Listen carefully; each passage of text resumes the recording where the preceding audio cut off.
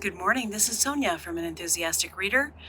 I didn't think I was going to do this tag, but I decided to go ahead and run wild and do the mid-year book Freakout tag. I always get the title of this tag mixed up. Mid-year book Freakout tag. I haven't read enough books that I was going to do a Friday Reads this week, so I decided let's just look back on the first 6 months or so of my reading. It's not that far away from the middle of the year, and other people are doing it too, so I just decided I'm going to do it. So I'm just going to jump right in. Best book you've read so far? The best book I've read this year so far is Trespasses by Louise Kennedy.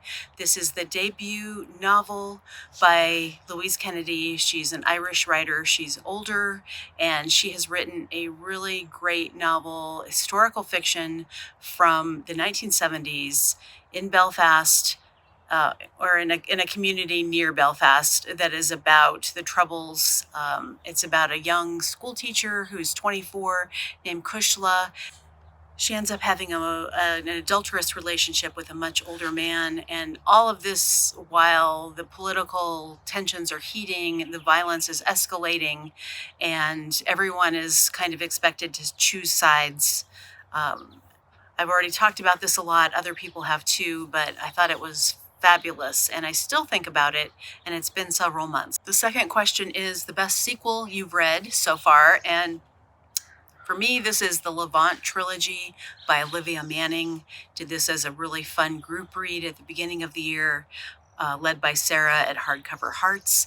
And a bunch of us had already read the Balkan trilogy together, and then so we read the next sequence trilogy all together in 1 month, the Levant trilogy. And these two trilogies cover a married couple named Guy and Harriet.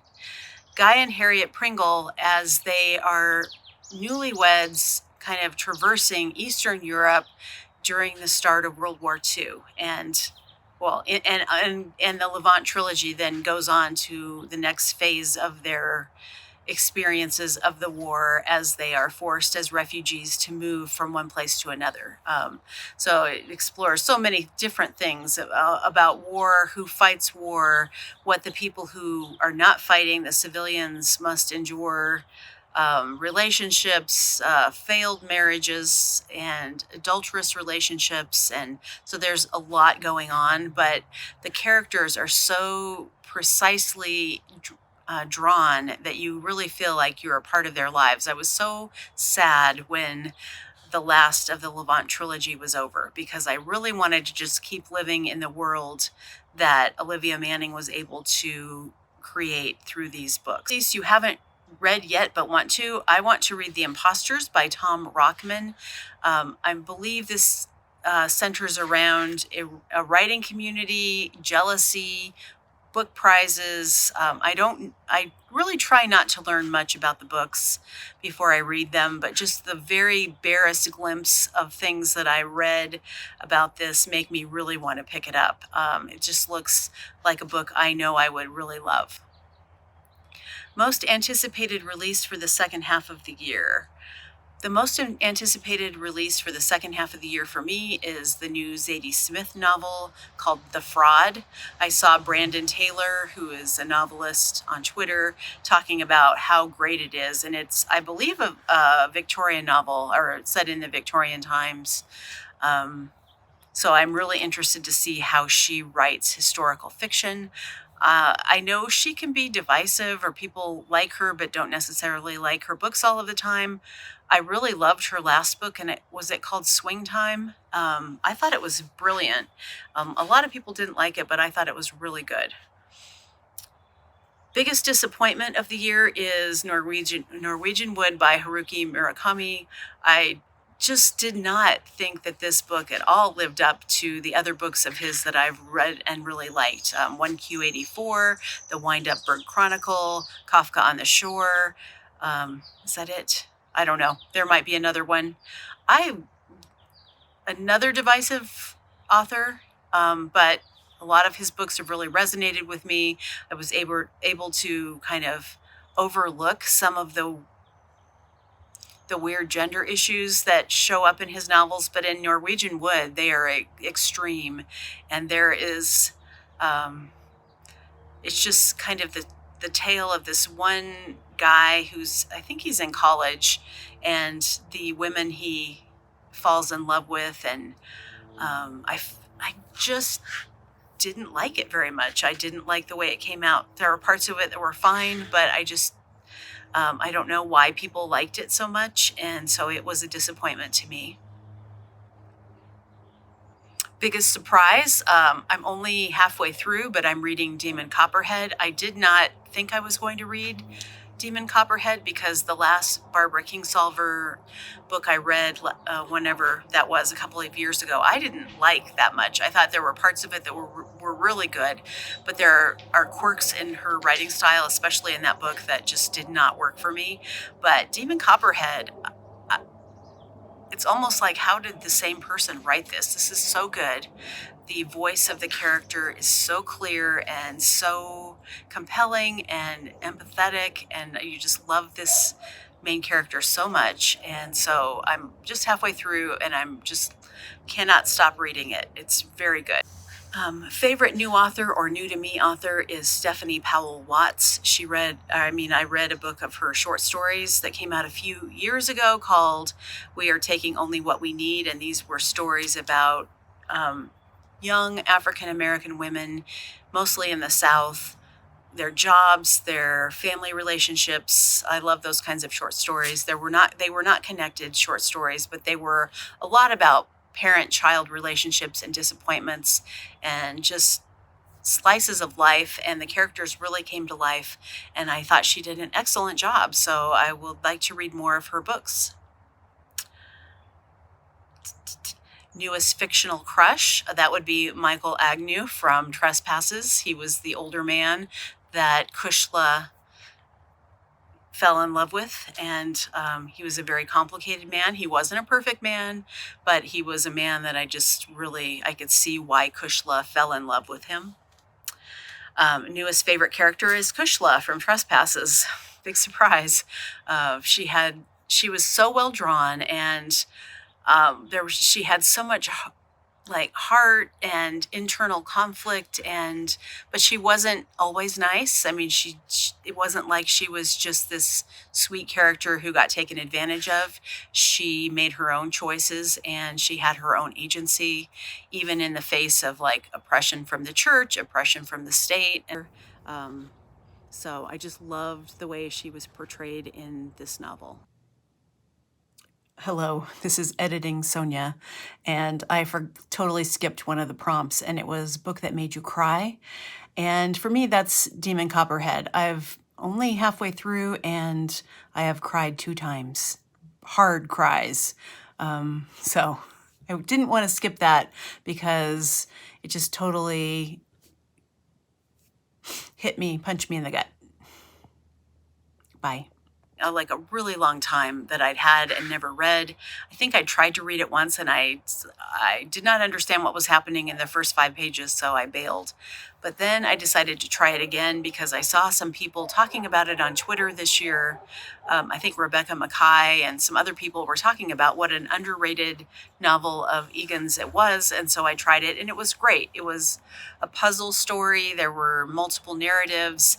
And time shifts, and then it all kind of gels together at the end of the book, and it just really worked for me. I don't want to say it was in the same realm as A Visit from the Goon Squad. It was its own thing, but I really enjoyed it. It's the most beautiful book you have bought so far this year or received, and that would be for Christmas. At the end of last year, I received the annotated Mrs. Dalloway. I don't have it with me right here, right now, but it is beautiful. I'm going to put a picture of the cover here.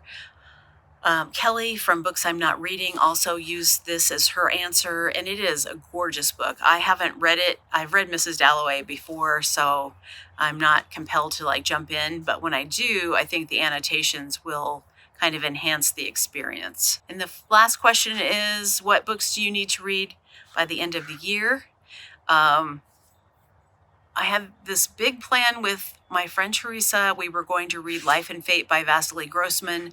I started reading it last week, and I mean, I just feel like it was just, on my part, I was not able to absorb all of the leaps that it would take to understand what was happening in this massive, what had been called the War and Peace of World War II. But it didn't have narrative very much. It was just like you're put in situations right away, but there was no scene setting. I just felt like it was going to be too complicated for the way I am thinking right now. My mental state is just it's a book that I would be interested in trying sometime, but not in the current state of what's been going on just in my life. So Teresa was so gracious about it and said, let's not read something that's not something that, we're really feeling right now. So we have decided in September, we are going to start Independent People. And this is, this is an Icelandic novel that was written in, I think, the 1930s, and it's supposed to be a really great story it's a family story in Iceland, and it had just not too long ago been translated and published in the United States. So I'm really looking forward to that. For one of my book clubs, we're reading The Marriage Portrait by Maggie O'Farrell, and so I will definitely be reading that. And I have An Arc of Day by Michael Cunningham. This is COVID lit, and I have decided I want to become the resident expert on literary fiction about COVID because, I know a lot of people think it's too soon to read about COVID, but for me, it's fascinating to read authors close to the event that we all lived together through. If we're still alive, we live through it together, and to see how they would turn that experience into literature and see where the parallels are. I mean, so many COVID lit novels and short stories that I've read really resonated with me, including The Sentence by Louise Erdrich and Lucy by the Sea by Elizabeth. I have a mosquito bite. Lucy by the Sea by Elizabeth Strout. The Life Without Children by Roddy Doyle. That's not connected short stories. They're just short stories about couples or men in Ireland during COVID. So there are a lot of novels about COVID coming out. I've read quite a few, and I think I just want to keep reading them and experiencing it, and experiencing my own feelings versus the way that they are represented in words. So, okay, I was rambling, but that is my mid-year book tag Freakout. And I'm not really freaking out. I'm pretty calm about everything. Looking forward to the books I have going and the books I have coming up soon and the buddy reads. And there are some more buddy reads that I didn't even mention. I've got a couple with Sean, and I'll talk about those when we read them, and book club obligations. And so anyway, just enjoying the summer. It's finally hot. After rain, we got our carpet and our baseboards finally done in the basement. Now I've got to move down a lot of books down there, and we're making baby steps. So I hope you're doing well. If you haven't done this tag, please do it. Doesn't matter if it's too late. Who cares? And just have fun. This is supposed to be fun. This is a hobby. And thank you so much for watching all the way. And I will see you in the next video. Bye.